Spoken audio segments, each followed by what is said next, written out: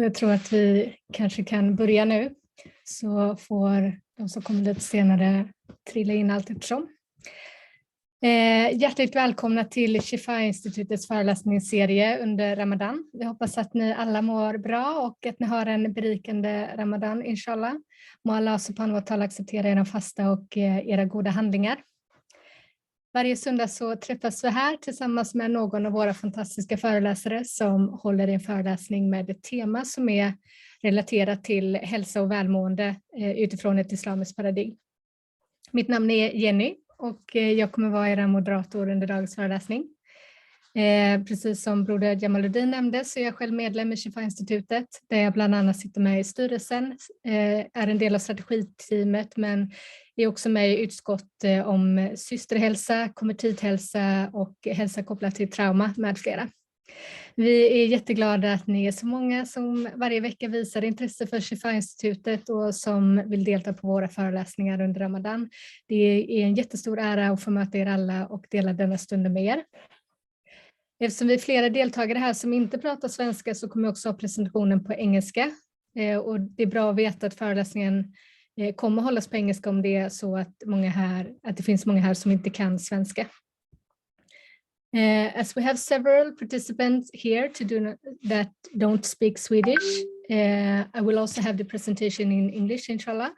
So for our English-speaking participants, a very warm welcome to the Shifaa Institute lecture series that we are having during Ramadan. We meet here every Sunday where one of our fantastic colleagues gives a lecture with a theme related to health and well-being based on an Islamic paradigm. And we hope that you all are having a beautiful Ramadan and may Allah subhanahu wa ta'ala accept your fasting and all your good deeds. My name is Jenny and I will be the host during today's lecture. I myself is a member of the Shifaa Institute, where I, among other things, sits on the board and also is a part of the strategic team. We are very happy that so many of you have shown interest in the Shifaa Institute and that you want to attend to our lectures during Ramadan. It's a truly honor to meet all of you and share this moment together with you. We also want to thank for the opportunity to, through our lectures, show the breadth that exists in health and how different professions can work together with a focus on health in different ways, which is exactly what the Shifaa Institute wants to promote and create in what we call a health platform for and by Muslims. A platform where we work interdisciplinary and where different professions can meet and work together to promote good health for Muslims. As Brother Jamaluddin mentioned earlier, the Shifaa Institute has local chapters in Sweden, Denmark, Norway, Iceland, and also soon, inshallah, in Finland. The Shifaa Institute is also part of the international organization ISIP, which stands for International Students of Islamic Psychology, which has committees in about 30 countries and members in over 90 countries. And they are operating through the whole world, which gives Shifaa a unique opportunity as we also can use the international resources that may benefit Muslims locally here in Scandinavia and the northern countries. And Shifaa, by targeting all of the Scandinavian and Nordic countries, we connect the Muslims to a larger and stronger community and a bigger knowledge that we can share with each other through the Scandinavian countries. And together with this international support that ISIP has, there is an opportunity to offer help based on a broader experience and background. The Shifaa Institute approach to health is a holistic approach where we work from a holistic perspective.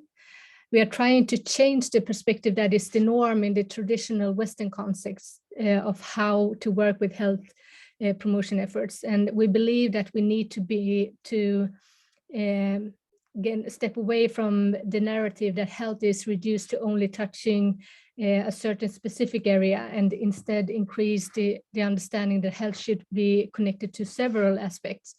the several aspects have to do with both humans' internal and external factors. And with that, we want to promote the normalization of issues related to mental health, social health, physical health, and spiritual health. And these 4 different legs, mental, social, physical, and spiritual, are also something you will get a taste of during this Ramadan series. Like the first week, we had a lecture about Islamic psychology and the psychology of Ramadan by Brother Jamaluddin. Last week, we had a lecture about architecture and the social health with Sister Marwa. And this week, we will focus more on the physical medical health together with Dr. Mujahed. And those of you who are interested in getting involved are very welcome to contact us through social media, by email, or here during this event. And it could be anyone who is interested or working in the human care professions are very much welcome to get involved. And we will later in the chat share contact details, and we will also share where you can get access to our social media and WhatsApp group. As said, it's extremely fun to see that we are so many siblings, sisters and brothers who are passionate about this theme related to health and healing. And the entire Shifaa Institute really want to thank all of you for your commitment and for being here today. And just a short brief of practical things to think about during the lecture. We would appreciate if you can have your mic on mute during the lecture, so the background noise doesn't disturb the lecture. And after the lecture, we will open up to a question and a Q&A, question and answer session. Questions can be asked during the lecture in the chat, and in the end of the lecture, you can just click on raise your hand symbol, and I will give you the word to speak. All lectures is also recorded, and they will be posted on our YouTube channel, and we will share the link later on our social media. So with that, now we turn our focus to today's lecture, and we say a very warm welcome to our 3rd lecture on this Ramadan series, who will be given by Dr. Mujahed Sebastian Abassi. He will lecture on Fastan ur ett medicinskt perspektiv, the fast through a medical perspective. And Dr. Mujahed Sebastian Abassi, he's an, I don't know if you say the same in English, an ST doctor I tried to translate this, Vårdcentralen Kryddgården in Rosengård in Malmö. He's engaged in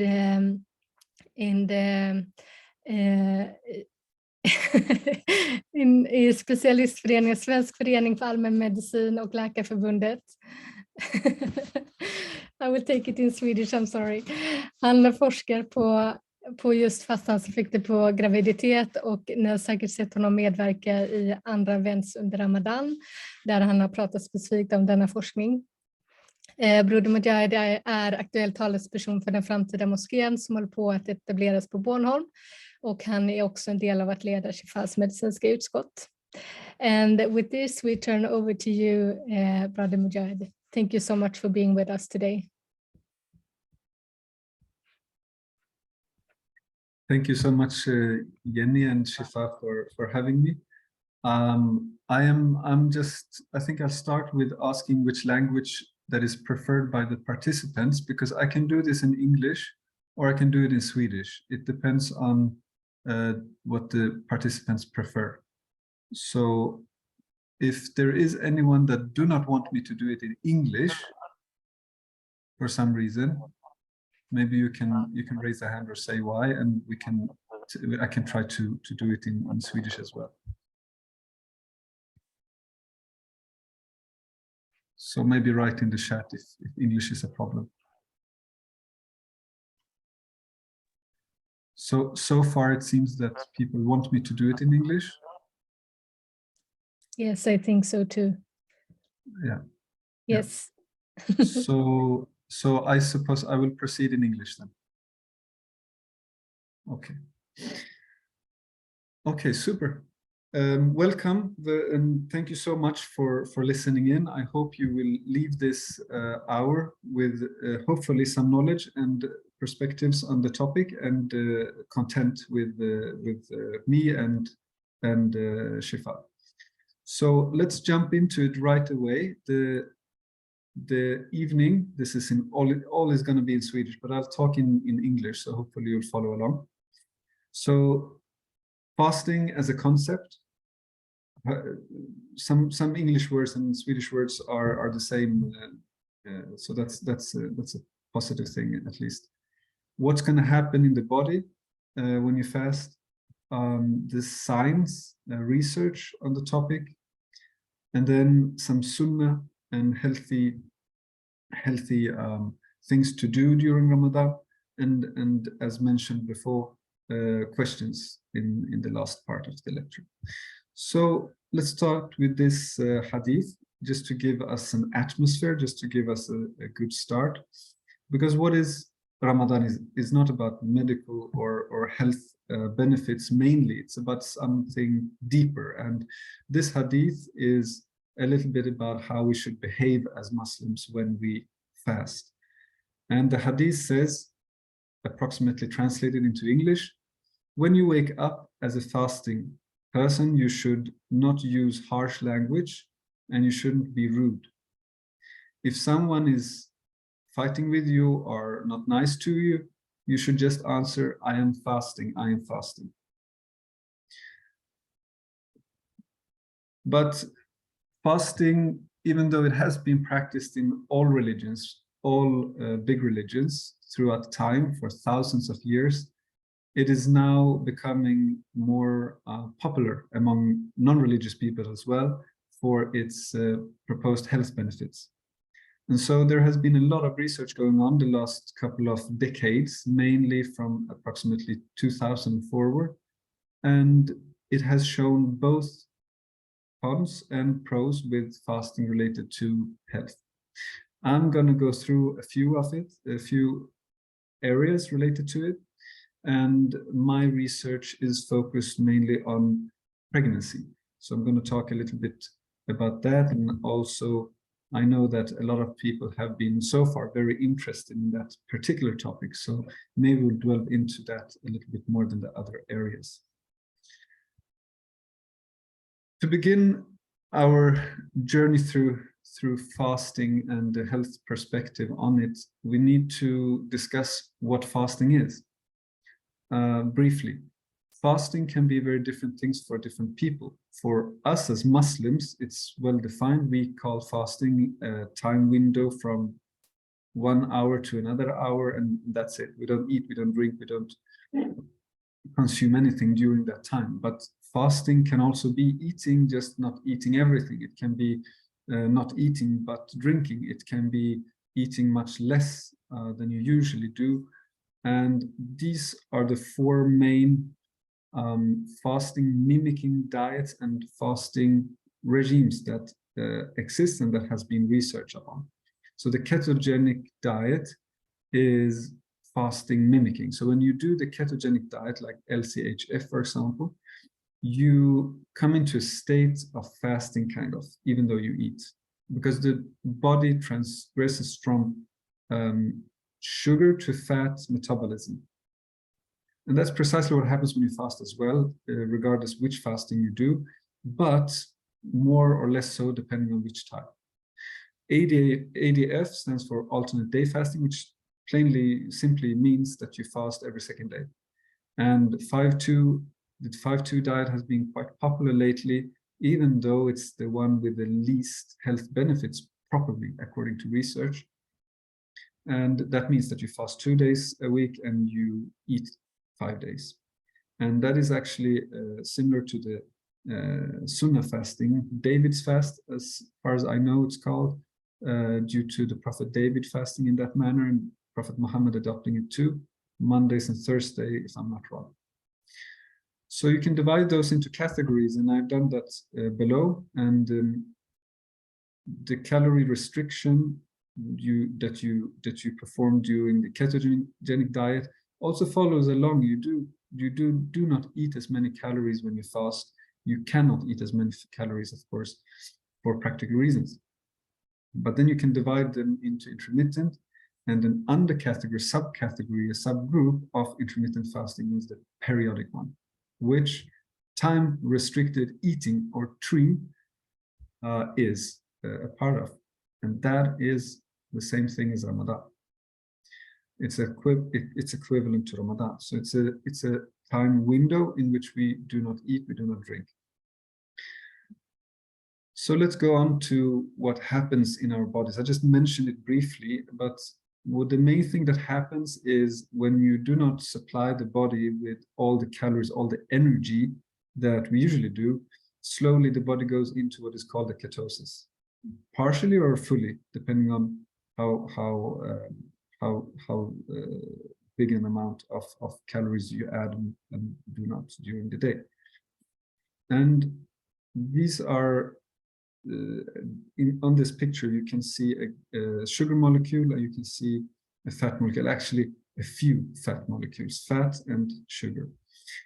And that is just to showcase how our body usually uses sugar. We talk about blood sugar all the time because the body usually runs on sugar.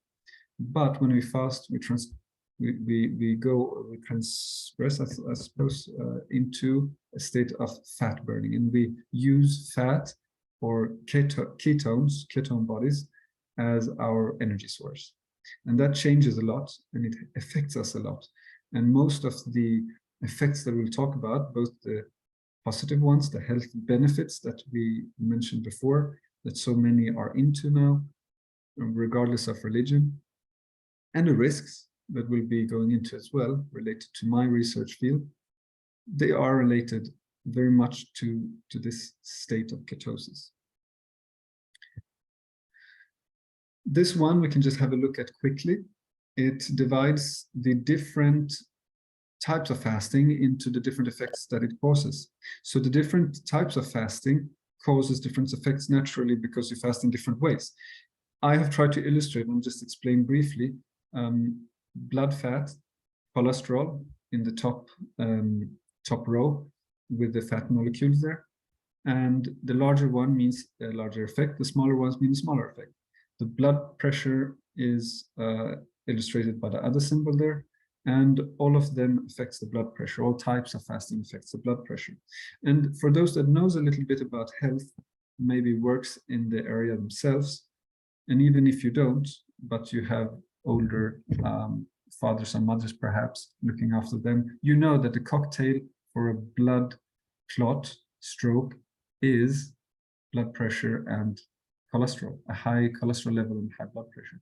So this in results, in effect, means that by fasting, you are acquiring really good health on this level. I lost the English word for förebygga. If someone would like to help me, I would be very happy to have it in the chat. But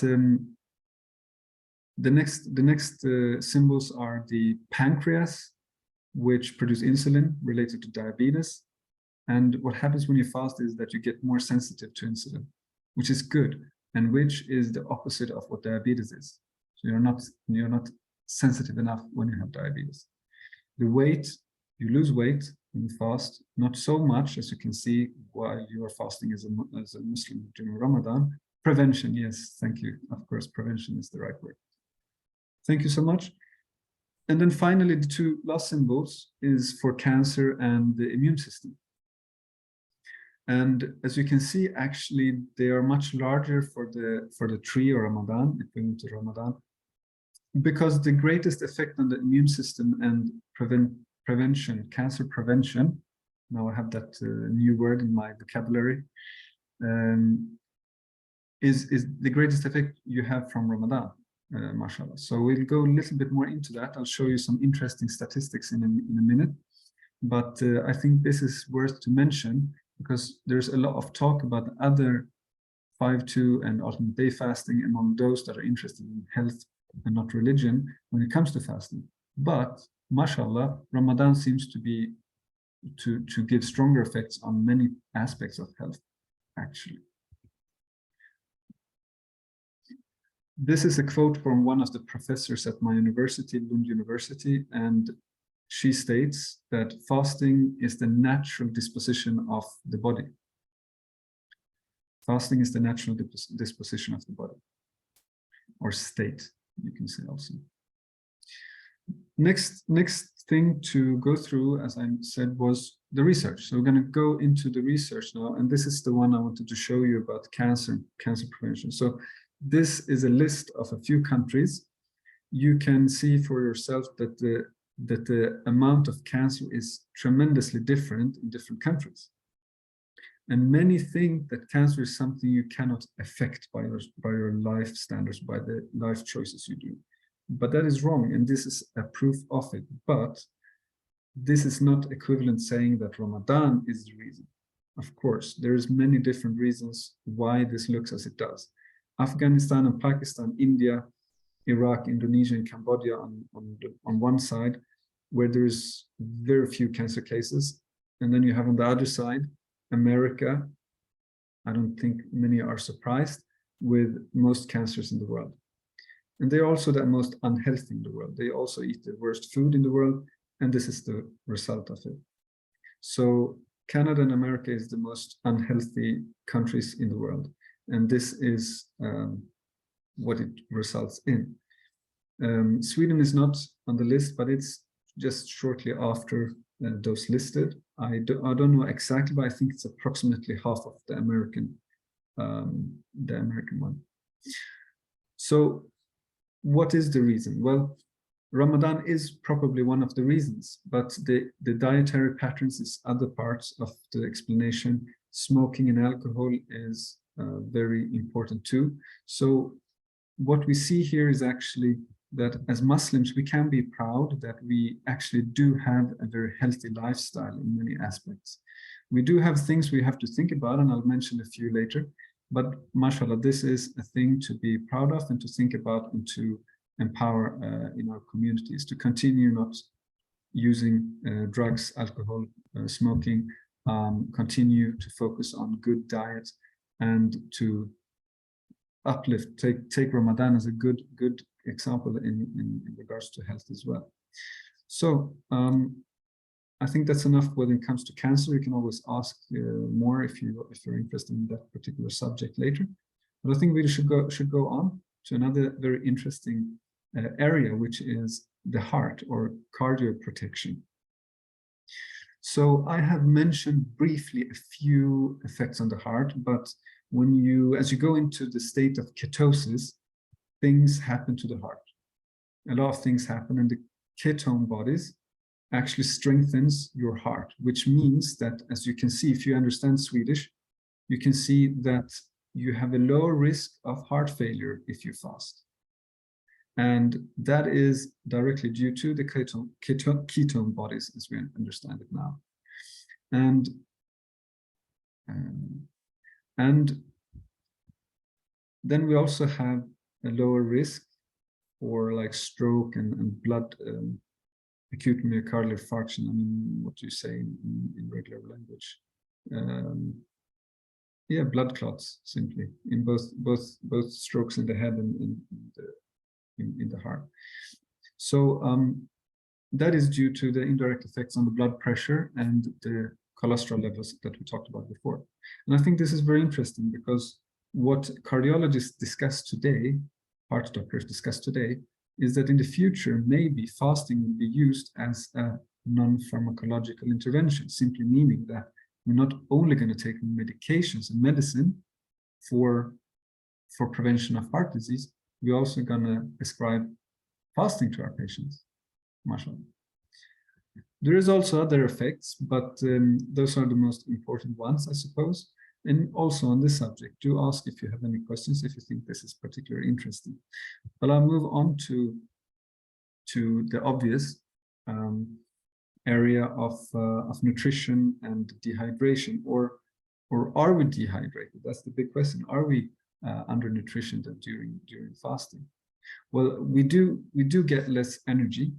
That is one of the reasons we lose weight during fasting. We do get less minerals and vitamins during Ramadan, but it's not only due to the eating, it's also due to the fact that we don't move around as much. Many are a bit lazy and stay at home.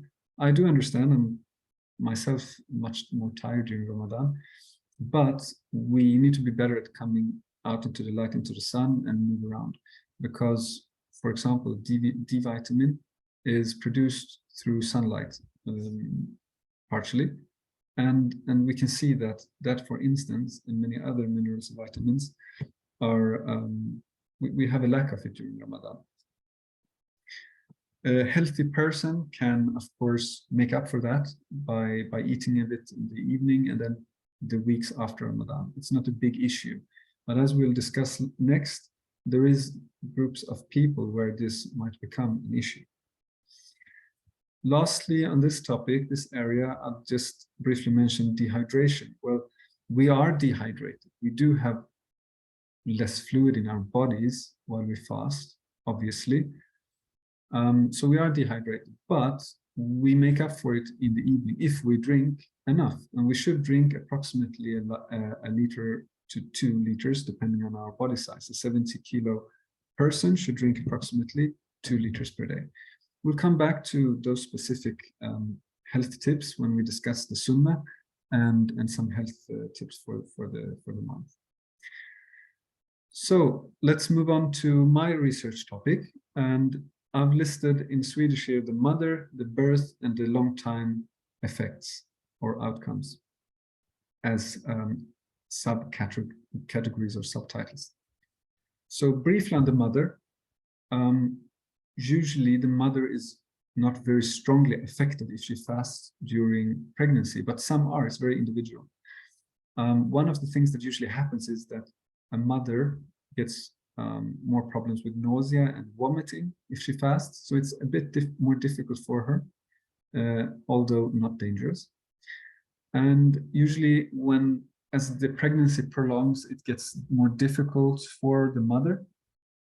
You're larger, you have more fluid in the body, your body sometimes aches, and most mothers, I suppose, do not fast in the last part of the pregnancy due to this. And it's understandable, definitely, and there's room for it in religious sources through the fiqh, and there's no big issue on this topic.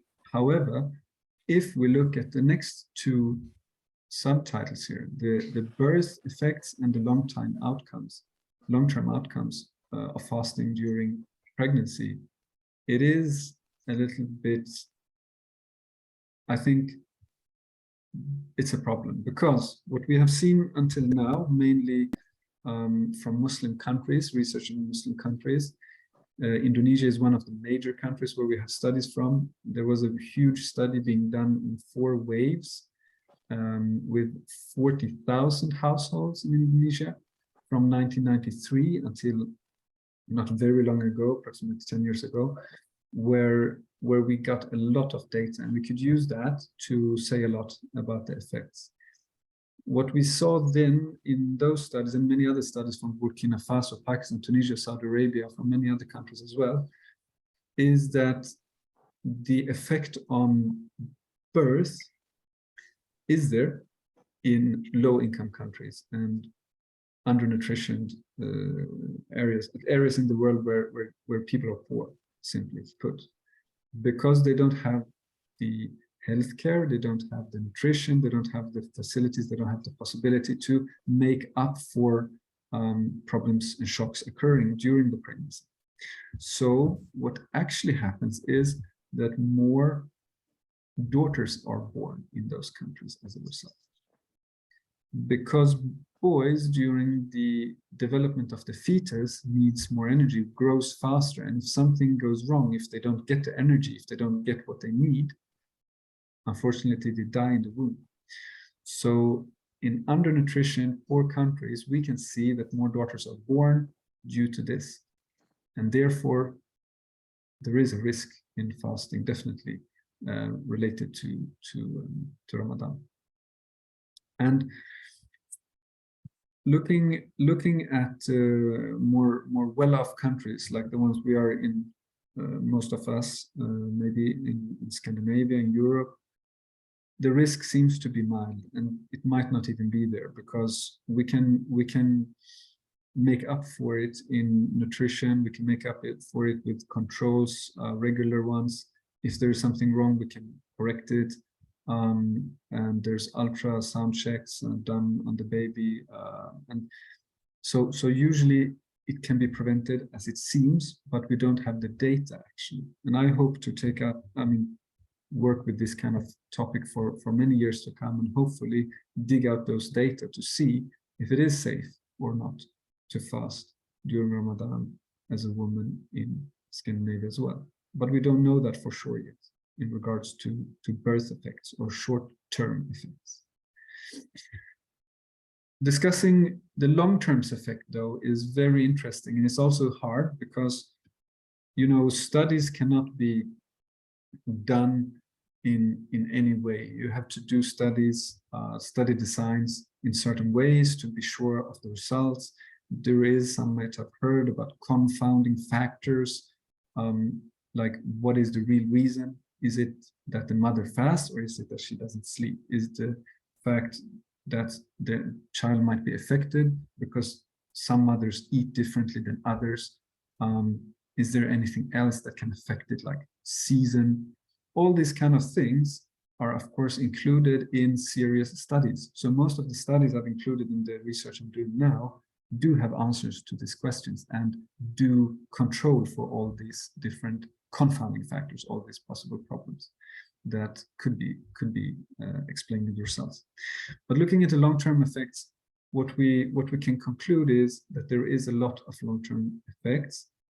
But again, it depends a lot on who you are. And if you are a rich person, you have possibility to make up for it. When your child is born, the child will get a lot of good care and nutrition, and healthy lifestyle, then probably nothing will happen to the child, probably. However, there's a big risk that it will. We have been looking at the stature, the height, and the weight of children, and children whose mothers fasted during Ramadan are usually a little bit shorter than those that did not, than those whose mother didn't fast. So you do get a little bit shorter. And that is a good way, a good proxy, you could say, for other health effects. But there are direct studies on those too. So for example, asthma, diabetes, and heart disease, there has been studies looking specifically at those. And the conclusion is that what happens when you fast as a mother with a baby in the womb is that the fetus is experiencing a mild shock, which doesn't result in asthma, doesn't result in diabetes right away, doesn't result in any of these diseases or problems that we talk about.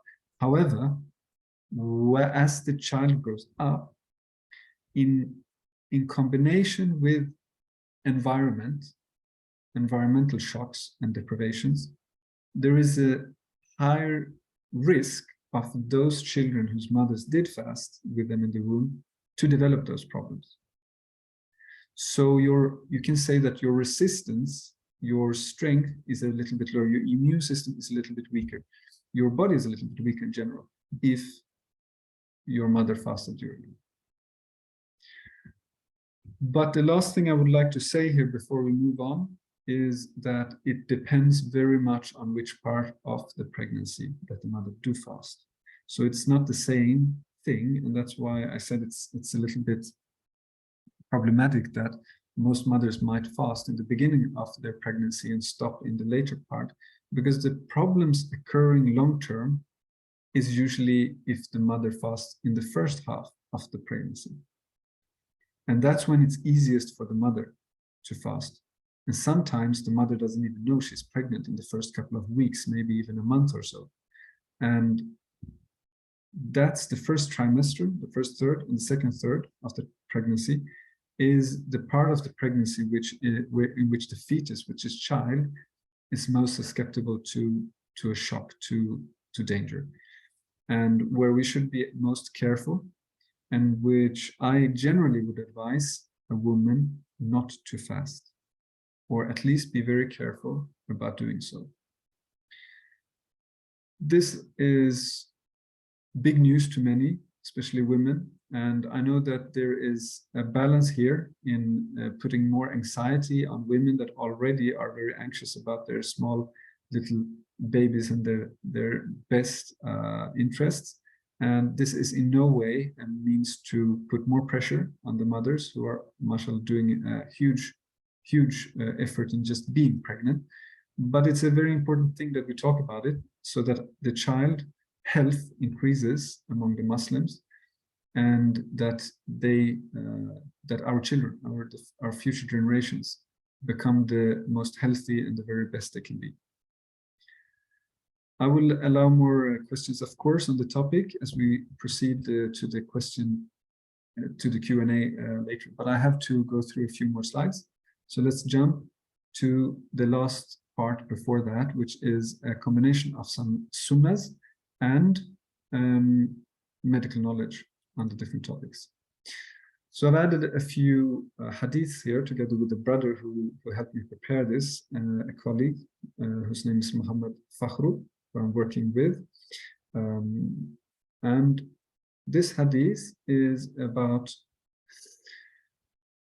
how to eat during Ramadan, the sunnah behind how to eat. And it says famously that you should fill your stomach with 1/3 of food, 1/3 of fluid, and then leave the last third for air, or leave it empty. Not to overeat, basically. And this is the main problem, I would say, among Muslims during Ramadan, that we overeat, and the benefit, both spiritually and medically, is diminished more or less if we do that. If we eat too much at once when we break our iftar, we lose a lot of the health benefits, and we also lose some, according to this, some of the spiritual benefits, some of the barakah. How to break your iftar then? Well, lightly, with a date and some water. We know that already. I think most of us break our fast with a date. But then many people just take a lot of food directly after. I think the sunnah and the medicine is also here agreeing on that we should just eat briefly. Then we should probably take a break, go and pray, and then we can sit down and eat a little bit more. And then maybe take a break, and before we sleep, we eat a little bit more, but after Tarawih, for example. So eating a little bit a few times is better than eating a lot at one time. And that's what this hadith is actually about. And then this just strengthens this narrative, just says the same thing. Actually, it talks about suhoor, and it says that it's important to go up and actually eat there. And that's exactly the same thing, the same message as the last hadith, which says that you shouldn't eat too much when you break. You should eat during different times when you're allowed to, because that's the most healthy and it's the most barakah. Finally, when it comes to eating, well, it's a sunnah to eat together. So if you can, you should.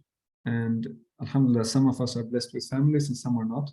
But those who are, we should definitely try to eat together. And those who don't have families they can eat with, perhaps they do have friends, or they can eat in a mosque if possible. Most mosques do have some kind of iftar events during Ramadan, and there is a lot of benefits in that also when it comes to health. Social and psychological aspects are not to be underestimated. So this is just a summary of the health benefits. So it adds some things to what I've said. And one of those things is that in the suhoor time, when you wake up before Fajr, if you want to eat the most healthy, do eat things like grain and like dark stuff, which are processed slowly. It could be porridge, it could be, you know, yeah, you could come up with many better examples than I can, but that's the advice, because then it will last for a long time during the day.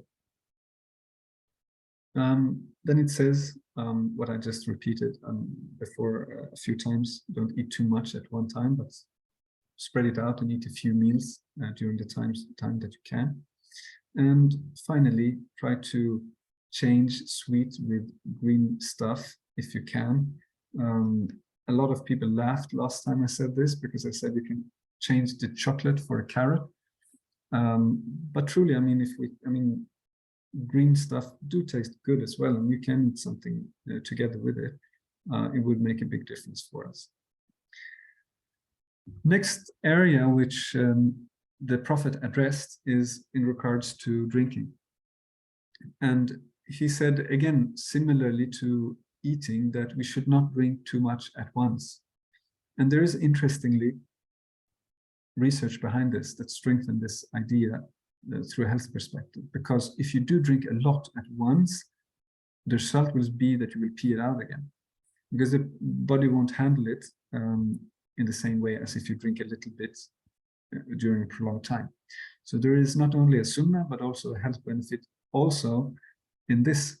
And therefore, drink perhaps a glass, wait, pray, drink a glass more, and try to get approximately between 10 glasses of water, because that will add up approximately to the 2 liters we're talking about.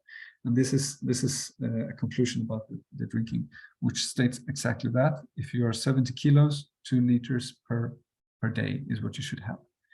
Don't drink too fast, drink a little bit at a time. And then we have two more areas before we conclude, and we are opening up for the Q&As. And it's fine time-wise, I can see as well, alhamdulillah. So the area here is about rest, and it's about sleeping, taking a nap, actually, to be specific. And there's a sunnah behind this that says, taking a nap in the beginning of the day is ignorant, taking it in the middle of the day is wise, and taking it in the later part of the day is just stupid. I think it's a funny hadith. And it's an important one, because it's also here important to see, looking at the health benefits, if it matches or not. And it does, definitely, because if you sleep late, which many do, maybe sleep until Dhuhr and then wakes up, you're going to turn your day over, and the production, your inner biological clock, is going to be totally messed up. And you're going to sleep worse and worse, and you're not going to get much rest during the Ramadan period. So it's much better to get up early. And I know in some of the countries like Indonesia and other countries where that lies close to the equator, actually what happens is that people get up and go to work and do what they do after Fajr, which is not possible for us up here in Scandinavia usually, because Fajr is so early. So we need to sleep a few hours again after Fajr, because it's 3 o'clock, 4 o'clock in the morning. But it is equally important not to just go to bed too early, but to maybe take a rest for 10 to 15 minutes. That's it, during the day. Maybe after the Asr, for example, maybe after the Dhuhr, depends on when you get up. And there is khair in it, and there's also health benefits in it. Here's just a summary of what you actually need. 7 to 9 hours, which is an individual amount. We need different amounts of sleep. So it's not possible to say that you need 7, you might need 8, I might need 9. It's different, and you can usually feel that in the day. So it's not a big deal. Then just sleep a little bit more, of course. And here it just states from a study that what happens if you don't sleep is that you can't think properly. And I suppose we all have tried that. Then here is a small example that if you rest for 10 minutes, a study showed that your focus is better during approximately 3 to 4 hours afterwards. So it gives a lot if you, for example, need to work in the afternoon, and this is a very smart thing to do. Okay, so the last area before Q&A is this training session, you can say. It's I'm not gonna play it now. I'm just gonna ask you to go in and look at it if you understand Swedish, if you want to see it, because this is a very beautiful commercial made by Adidas, where they call the campaign From Sunrise to Sunset, and it's about Ramadan with Muslim athletes being showcased who fast, and how to do that in a healthy way. And one of the main points is that you shouldn't try to increase your strength, to increase your capacity during Ramadan, but you should try to maintain it.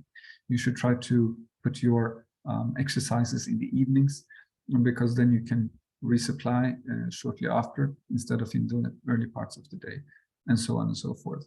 So here are some really good tips based on evidence, based on research. And I just was so happy to see it, because mashallah, the mainstream media and the companies endorsing Ramadan is an important thing, and it's a positive and fun thing to see for most of us, I suppose. So have a look at Adidas x ramadan.se if you would like. You can have a look at the details.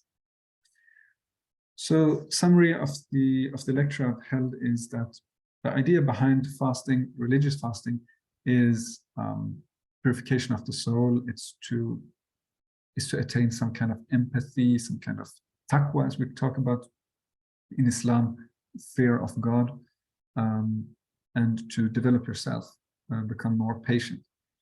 But on top of that, we do have a lot of health benefits, and me as a doctor are of course very interested in those, and I've explained a few of them to you, related to cancer, related to cardio protection, the heart, and related to the immune system, and also some risks related to pregnancy specifically. So I'd like to open up, after I've summarized the specific recommendations here. So a problem during Ramadan is, as I talked about, we overeat, we eat a little bit too much, we drink a little bit too much. So take it easy and eat a few times instead of just one big meal. Drink a lot, up to 2 liters, which you have to do an effort to be able to do, and focus, if you have medicine, on taking those. Most medicines can be shifted in time, so you can eat them in the evening or the morning instead of perhaps in the middle of the day. But do consult your doctor, because if it is possible, then you can do it. If it's not possible, then there are the options, of course, for you. Then we have a few specific diseases or health problems that I wanted to mention, because they're quite common or important. So the first one is obstipation, and that's a very common problem, and some pregnant women get it, and others too. And the main problem there is fluid. So when we fast, we get dehydrated, and then the obstipation gets worse. So in the cases when you have obstipation, it's extra important to drink. Pregnant women, don't fast during the first and second trimester, the first half of your pregnancy, if you haven't consulted a doctor who said to you specifically that that's okay for some reason. But there is risks, and we don't know for sure how high those risks are yet. Diabetes mellitus, well, there's very good guidelines. If you do have diabetes, you can go on Google IDF-DAR, as written here, and you can find the specific details about how to adapt your medication. Of course, it would be best to do so in consultation with your doctor and not change your medicine just by yourself. But if your doctor doesn't know this, and it's a big chance he doesn't, then you can show him this, or her, of course, and go through it together. The rule of thumb is that you decrease the amount of medicine by approximately 30%, because that's what you need. You just need 70% of the medication during Ramadan, because your body gets more effective when you fast. And then if you have blood thinners, it can be affected by fasting too. Consult your doctor on this topic. Migraine and headaches usually get much worse during Ramadan, but that is due to indirect effects, not the fasting itself mainly. It's because those that drink coffee can't drink their coffee, and that's one of the main problems. So if you're a coffee drinker, either stop drinking coffee, or yeah, you'll have headaches. Then it's about sleep and fluid as well. And those are things we can do something about. We discussed it briefly, how to drink, how to sleep in the optimal way, taking a nap in the day, and drinking extensively during the evening so that you get up to your approximately 2 liters is important. And drinking is also important. Fluid is also important when it comes to kidney stones, and if you have problems with that, and quite a lot of people do. So that's why I mentioned it here. Thank you so much. Frågestund means Q&A in English, so or in Swedish. So I'm done there, and I'm looking forward to try to answer your questions.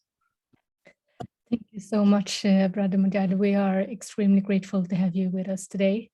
And mashallah, thank you so much for this amazing and insightful lecture and for sharing your knowledge with us. May Allah reward you. And also big thank you to all of you taking the time and showing your interest in today's lecture. We appreciate it very much. And if you have not already asked questions in the chat, you can also raise your hand, and I will let you know very soon when it's your turn. And if you want to ask a question in Swedish, it's also okay, of course. And we would try to translate it together, inshallah. I saw that there was a question in the chat. It is okay to cancel the suhoor meal.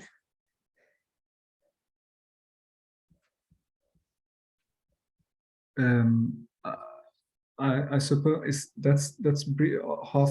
I mean, the half of that question is religious, and half of it might be a health question, I suppose. But I mean, for religious reasons, I mean, it's no obligation that you should eat. From a health perspective, it's better to eat. So, I mean, there is sunnah, there's barakah, it's good to do so. But I don't eat every single morning either, but I try to just drink a little bit at least. My recommendation would be to try to get up before Fajr and do drink something and eat a little bit at least. That is the most beneficial from a religious standpoint, and it's also the best from a health perspective.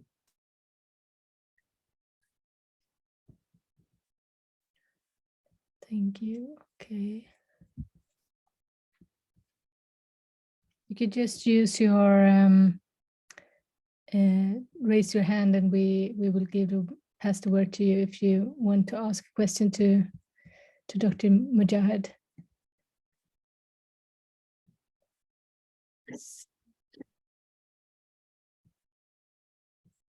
The last time there was a lot of questions on. I've done this lecture now. I think this is the 4th time in relation to this Ramadan, and most people usually ask about the pregnancy part. But I would just want to emphasize there that the research is ongoing, so there's no like clear evidence how it looks in, for example, Scandinavia, and what the risks would be here. But that is enough for me as a doctor, like a health professional, to say that we have seen risks in other parts of the world. Therefore, I would not recommend mothers here to fast. So this is a delicate question, of course, and looking at how many people fast during pregnancy, how many mothers fast during pregnancy, it also differs tremendously. I mean, if you take a country like Germany, it's approximately half of women who fasts during pregnancy. But if you take a country like Bangladesh or Indonesia, it's approximately between 80 to 90% who fasts during pregnancy. And so there's a huge difference from country and culture or region. And of course, this is important to think about. And everything around also is different, like the nutrition, like the healthcare. In Sweden, we have mödrahälsovård, mother's care, you can say, which follows the mother and follows the baby, and then baby care, barnahälsovård. And that there you find many of these issues and can prevent them from escalating, from being too big of a problem, which you can't in many countries. So yeah, that's just a side note, just an addition to what I talked about on that subject. Thank you. There is Sister Ida would like to ask you a question. So. Assalamu alaikum. Can you hear me? Hi. Yes. Okay, alhamdulillah. I wasn't sure if my mic was working. Anyway, I would like to ask exactly where does the threshold go as far as when you think that your health condition, for whatever reasons, is at a place where you could be excused or you're allowed to break your fast. Many wonder about that question, and it's very, how can you say, you're scared to kind of be too soft on yourself. At the same time, you do notice some negative effects on your health, perhaps. I think this is a very important question, and I think it's. I think I can answer half of the question probably, because I'm not a religious scholar. So, like from the religious perspective, I can only give like a simple answer. But from a doctor's perspective, I can hopefully give a better one. But the thing is, when it comes to Islam, I'm as a doctor also allowed to say a lot. I mean, according to the fiqh, according to the religion, a doctor is given a lot of power in answering this kind of questions, alhamdulillah, because Ramadan is not supposed to hurt you. It's not supposed to make you more sick. And as we know, sick people and even pregnant people, as we talked about, and traveling people are exempted. So if you do have a diagnosis and you feel that it will be a problem for you, you actually don't have to fast. And that is a little bit subjective, I suppose.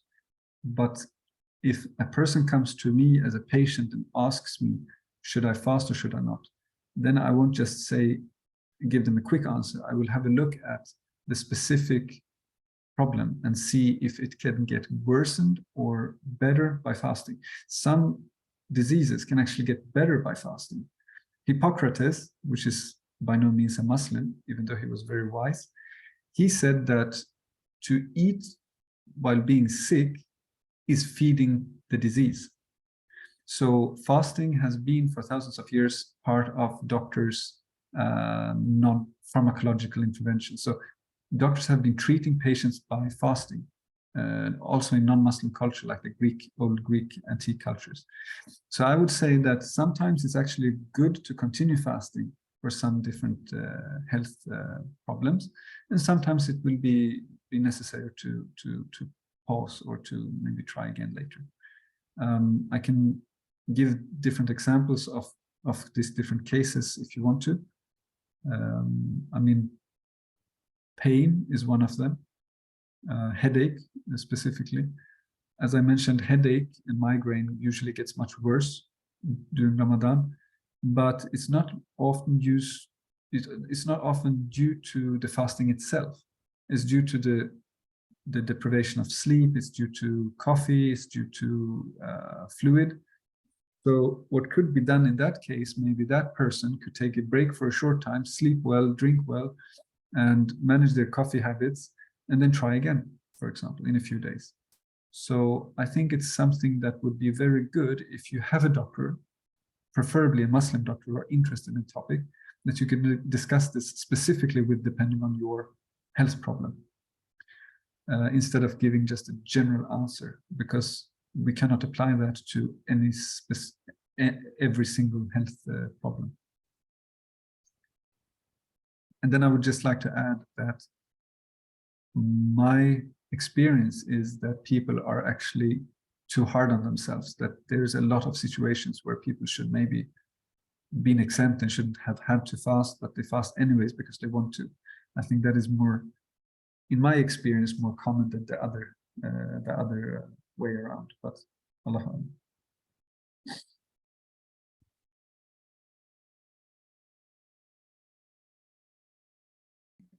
There is another question in the chat. Are there any food preference or recommendations for iftar meal? I mean, some kind of food. I know that there is a dietitian, I think it's called in English, that has been connected to Shifaa. So maybe that person will be able to in the future help us to develop some more specific recommendations. It would be very nice. But my recommendations as a doctor, which is not trained and educated very extensively on diet, would just say that it's about one thing mainly. And what research has found, which is true for the fasting and the non-fasting persons, focus on nutrition in the food. So all food has some kind of energy, some kind of calories. Energy is one thing, calories is one thing, but then you have nutrition as well. And take, for example, fast food and candy, these kind of bad food, ultra-processed food, they lack nutrition. There's almost no nutrition, but there's a lot of energy. So there's a lot of calories in this food, but there's almost no vitamin and minerals and stuff that builds your body, proteins and so on. So the main thing to focus on when you choose food for Ramadan would be to choose high nutrition food. And examples of that is the most healthy food is spinach. Potato is very, very good as well. Eggs are very good. Meat is very good. All these kind of foods are very high on the nutrition scale. So per calorie, they have a lot of nutrients. To give an example of something that is just in the middle, it's nuts. So if you eat nuts, they are like halfway there. So just approximately as much nutrition as there's calories. And then you just go downwards. When it comes to chips and pommes frites and these kind of like ultra processed things, you fall very far down on nutrition, and it's something we should avoid if possible, even though those are the things that we usually like and eat to iftar. It's also the things that are not the very best for us.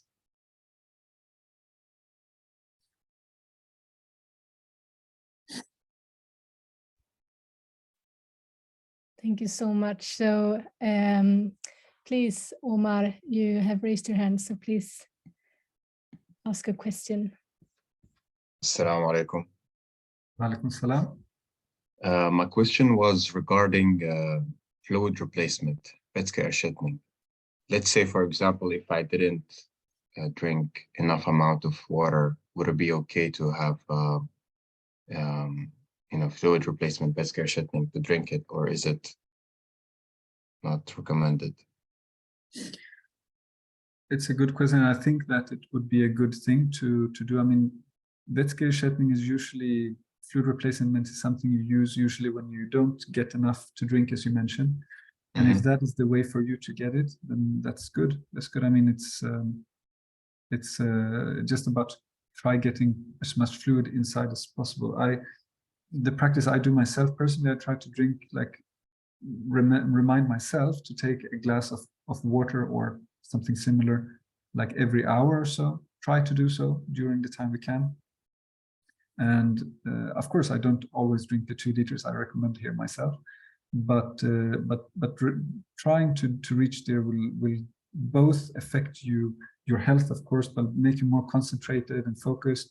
And then, of course, the effect is you can sit and read more Quran or pray more, or do more things if you want to. So there is many benefits of this. It's not just the health, it's also for the spiritual aspects that this is important to think about, I think. But I would say, yes, that's a good thing. That's a good way to complement. Barakallah khair.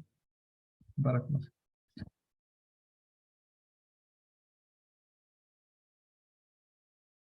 So many good questions. I just see here in the chat if there's one we have missed, or if I actually answered most of the questions.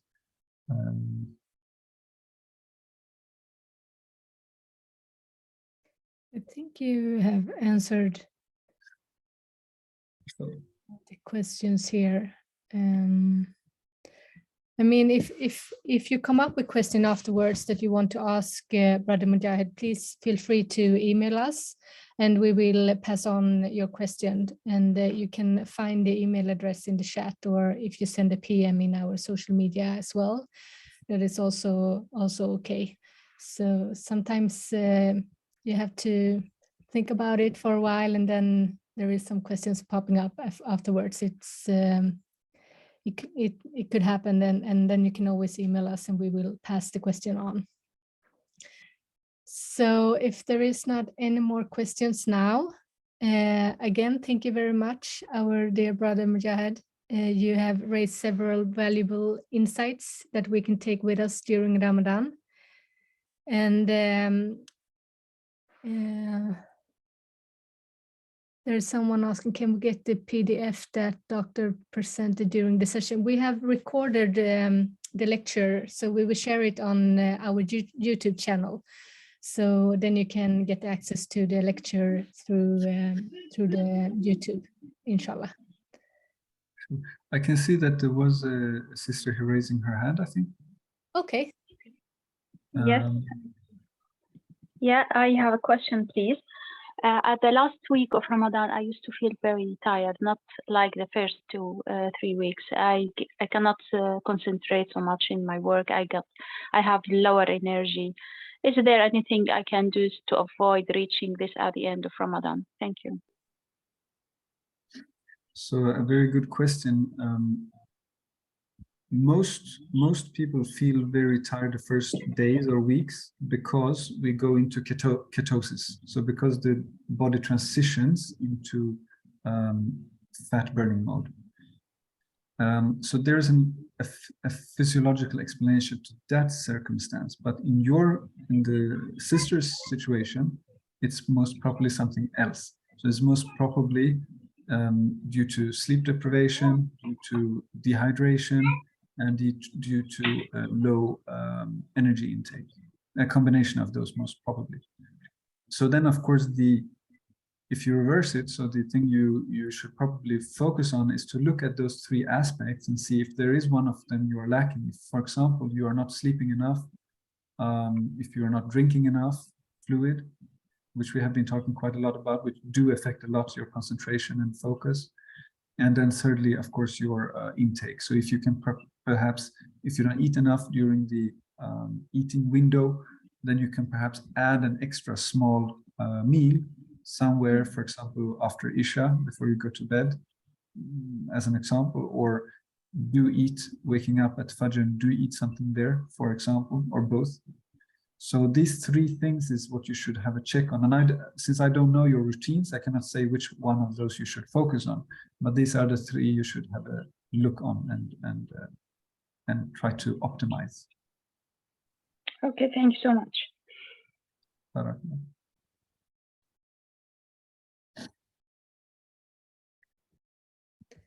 Okay, fantastic. I think also the time is about to end here, and I would just like to say thank you to all of the listeners. I hope you took something with you from here, and I was honored to have your ears for this hour, and maybe inshallah we will meet or talk again sometime in the future. Jazakallah khairan, Mujahed. We are very grateful to have the opportunity to have you with us. And as always, I have heard your lecture a couple of times now, and I learn new things every time. So, mashallah, it's really, we are really happy to have you with us.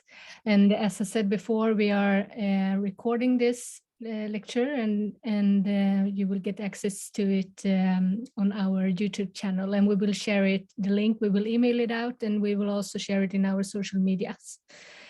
And I would also like to just do a heads up for you to not miss our next week's lecture, which is our last lecture during this Ramadan, and it's held next Sunday, the 16th of April, where we will take part in the lecture Power of Intention with our colleague, Brother Abdul Basid, who is a psychotherapist and works with holistic therapy and cognitive behavioral therapy, among other things.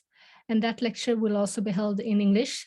And for those who have registered for this week's lecture, you don't have to register again to participate. You will receive an email with a Zoom link, just like you did this week. And for the rest of you, feel free to enter the chat and click on the link to register, or follow our social media to get access. And if there is anyone who would like to add something, feel free to do it now. Or otherwise, I will say thank you to all of you joining us today.